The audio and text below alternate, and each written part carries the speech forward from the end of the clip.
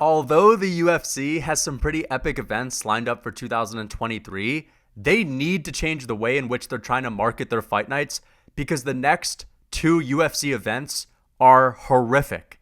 And it's the UFC's job to get people to tune into their fight nights, and not even the dumbest fools would be tricked into watching these next two events with the way that the UFC is trying to spin them. I remember when Dana White was out here criticizing other sports owners for not wanting to go back to work.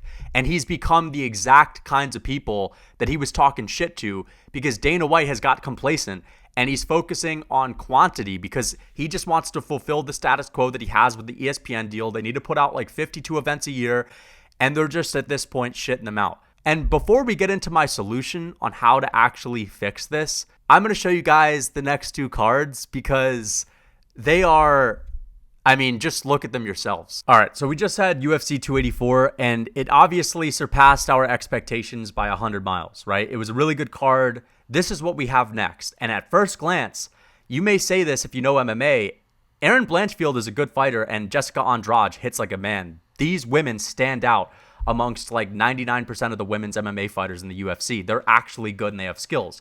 And if this were on a pay-per-view as maybe like the second fight on a main card, I actually wouldn't mind. This would not be a bathroom break like 85% of the women's MMA fights where I'll go on the Xbox and play some UFC 4. I wouldn't do that for this fight. The issue is, as a main event on a fight night that's probably going to be at like 11 at the earliest, even if it starts like the main card at 8 p.m. or something like that, who is going to stay up for this? Nobody. And if there was somewhat of a good card before it, like people might stay up and watch it. But I feel like more people would appreciate this fight if it were on a bigger stage because it's actually a high-level women's MMA fight and it's a great representation of great female fighters.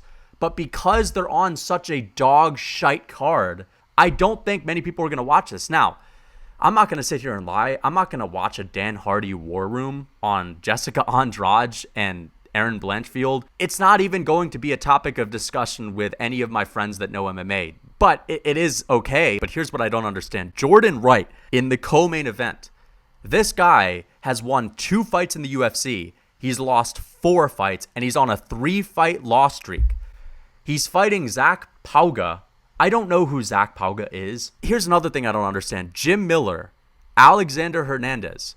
These are the only other noteworthy, memorable names that are on the card, and it was put as the opener of the prelims. But I guess Josh Parisian and William Knight and Jamal Pugas and Jordan Wright are bigger names than Jim Miller and Alexander Hernandez. And some of you guys may say, well, like, you got to have a reason for people to even want to tune into the main card. Jim Miller's an interesting name. He's been fighting since 2008. He's a UFC legend. Alexander Hernandez is still known by the fans. But, dude, no one gives a fuck about any of the other fights. This is an interesting fight. At least put it as the co-main event. Make things make sense. There are too many people in the UFC, and that's actually what just occurred to me. I'm not going to mince words. And I know it sounds cutthroat, but it's just facts. Josh Parisian, Jordan Wright, some people just shouldn't be in the UFC.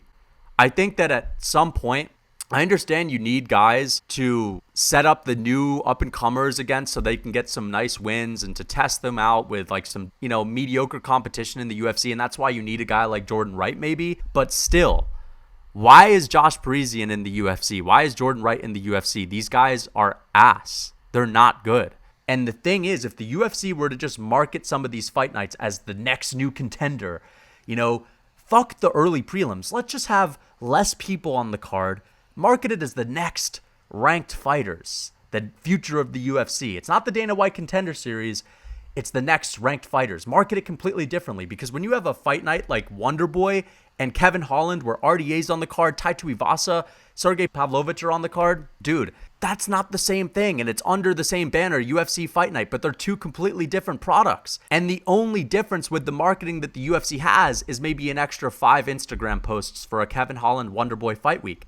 But this is marketed no differently if you really want to get down to the basics. Like, it's hard, though. It's hard. You need some of these mediocre fighters around for your new up-and-comers to test themselves out with their first 2 UFC fights. And I know it sounds silly to sit here and say, well, the UFC should just market it differently. And would you really watch if they marketed it differently? Maybe.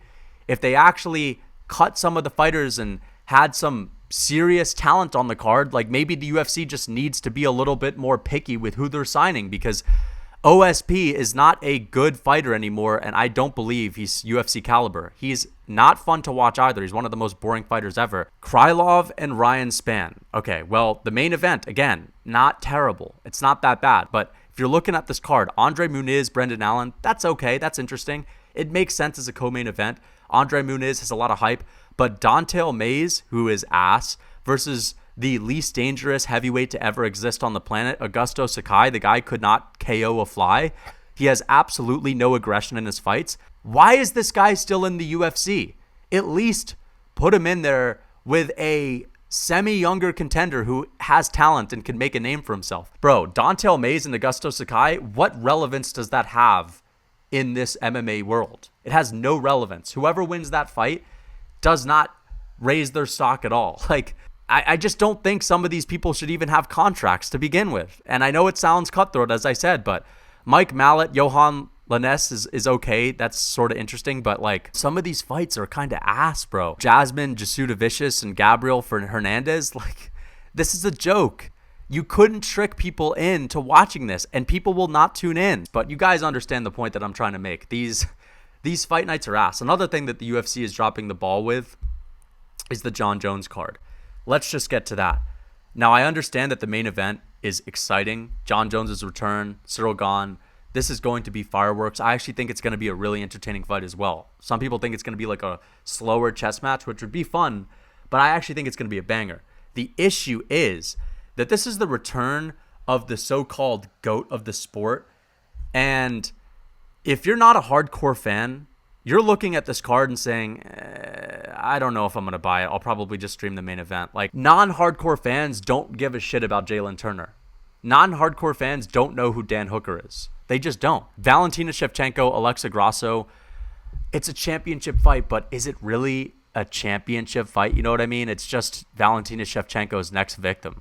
And it's not that competitive.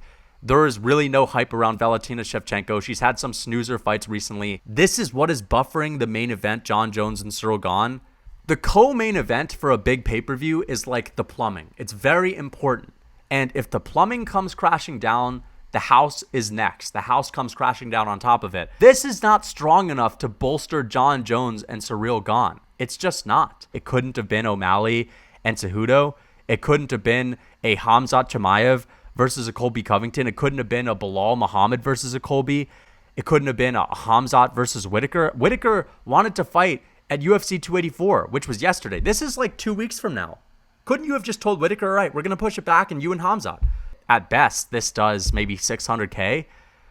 But you have potential to have this hit 900K, even $1 million if you really stack it up. It's Jon Jones' return. Put Khamzat on there. Do something big. Put Whitaker on there. But if you're not a hardcore, you don't give a shit about Derek Brunson and Dricus du Plessis. You don't. And again, to me, these are the kind of fights that were on UFC 282. Remember when Jan Blachowicz and Magomed Ankalaev fought? That was actually a stacked card from a hardcore fan's perspective. There were a lot of really good fights on there. But this is not going to sell. And I just feel like your GOAT is coming back. Shouldn't you have like at least one more massive fight on the card?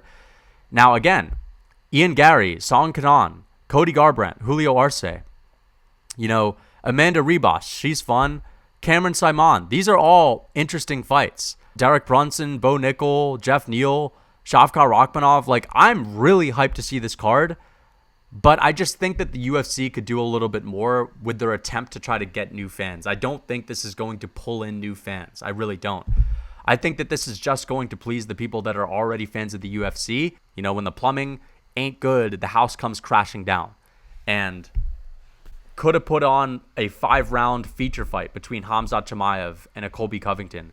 I personally am extremely hyped for UFC 285, but these fight nights that are coming up, man, dude, I'll probably find out who wins the main event the next day. I am not going to have to rewatch it either.